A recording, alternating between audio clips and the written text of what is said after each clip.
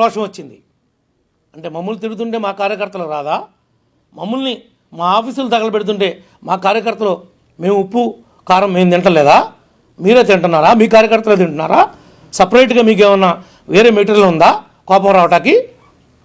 సమాధానం చెప్పాలి ముఖ్యమంత్రిగా. మాజీ ముఖ్యమంత్రి ప్రతిపక్ష హోదాలో చంద్రబాబు గారు వెళ్తుంటే రాళ్ళు వేశారంటే డీజీపీ అంటాడు, స్వేచ్ఛ భావస్వేచ్ఛ అంటాడు. భావస్వేచ్ఛ వ్యక్తీకరిస్తారు వాళ్ళు. అంటే మీకు ఒక రూలు, ఎదట వాళ్ళకి మీకు ఇబ్బంది వస్తే, మీ నాయకత్వానికి ఇబ్బంది వస్తే, మీ లీడర్లకు ఇబ్బంది వస్తే మీకు ఇప్పుడు చేయం కొడుతుంది, మీకు బాధ కలుగుతుంది. ఎదట వాళ్ళని ఏ తప్పు చేయకోకుండా 67 రోజులు నన్ను నొలబెట్టాడు. ఏ తప్పు చేయకోకుండా 15 SC ST పెట్టాడు, 307 పెట్టాడు. మీరు పెట్టినటువంటి కేసు లేదు మా మీద, మమ్మల్ని వేధించినటువంటి కేసు లేదు.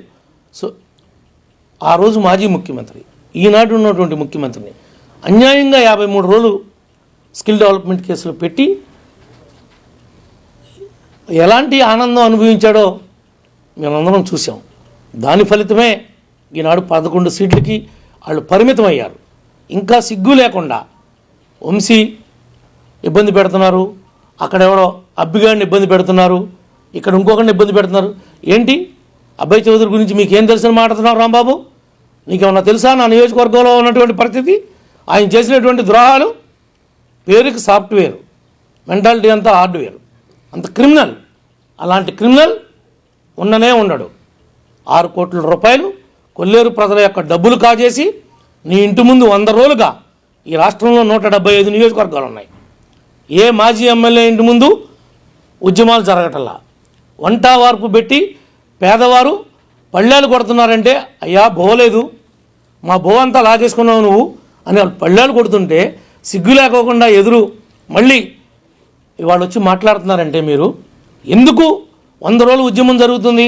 అదే తెలుగుదేశం పార్టీలో నా ఇంటి ముందు ఇలాంటి ఉద్యమం జరుగుతుంటే మా నాయకుడు నన్ను పిలిపించేవాడు, నా తప్పుంటే మందలించేవాడు, దాన్ని ఇమీడియట్గా షార్ట్అవుట్ చేయమని డైరెక్షన్ ఇచ్చేవాడు. కనీసం జగన్మోహన్ రెడ్డి ఒక్కరోజన్నా పిలిచి దెందులూరులో ఏం జరుగుతుంది, ఎందుకు అంత ధర్నా చేస్తున్నారు వాళ్ళు, ఎందుకు రోడ్డు ఎక్కుతున్నారు, అటు నీకు 100 ఎకరాల పొలం ఉంది, నీకు పామాయిల్ ఉంది, కొబ్బరి ఉంది, కోకో ఉంది, నీ పొలంలో నువ్వు వ్యవసాయం చేసుకోలేనటువంటి దౌర్భాగ్య పరిస్థితికి ఎందుకు దిగజారావు? మీడియాకి అడ్రస్ చేయి. నీవేం తప్పు చేయకపోతే నీ పొలంలో నువ్వు ఎందుకు కోసుకోలేకపోతున్నావు, ఎందుకు నీ పంటను నువ్వు తెచ్చుకోలేకపోతున్నావు, నువ్వు చేసినటువంటి ద్రోహం ఏంటి అని ప్రజలకు సమాధానం చెప్పు.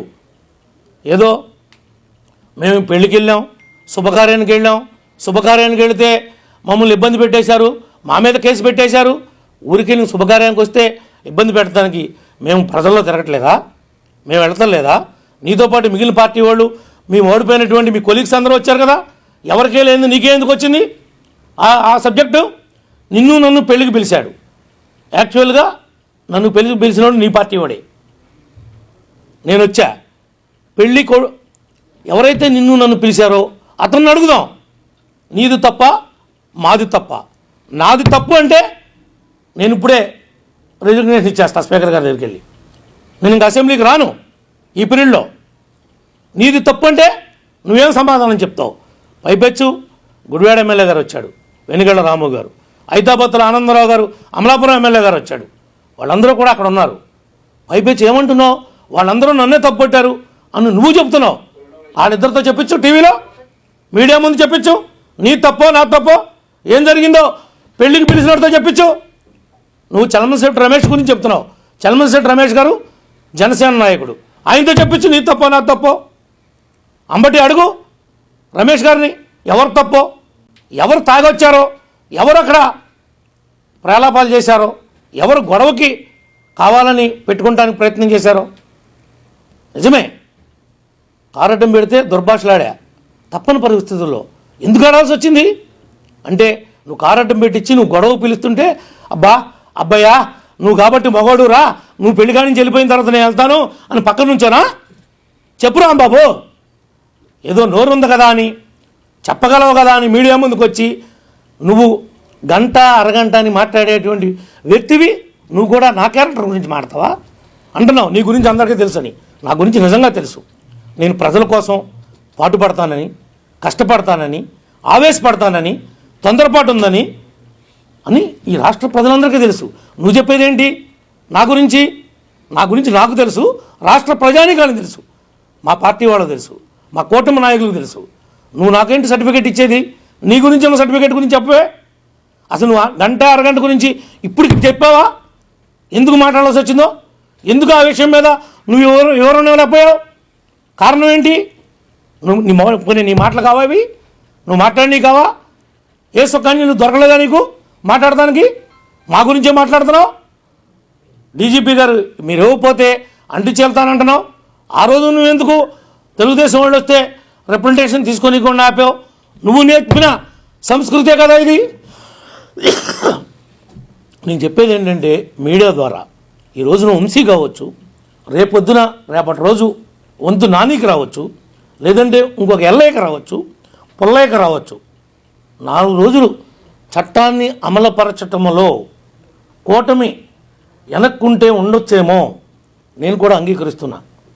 తొందరపడి దుందుడుకుగా ఏ రకమైనటువంటి చర్యలు చేపట్టడానికి వీల్లేదని ముఖ్యమంత్రి గారు, ఉప ముఖ్యమంత్రి గారు, కేబినెట్ యొక్క వాళ్ళ సహచరులు నిర్ణయాన్ని ఈ ప్రభుత్వం అమలు చేస్తుంది.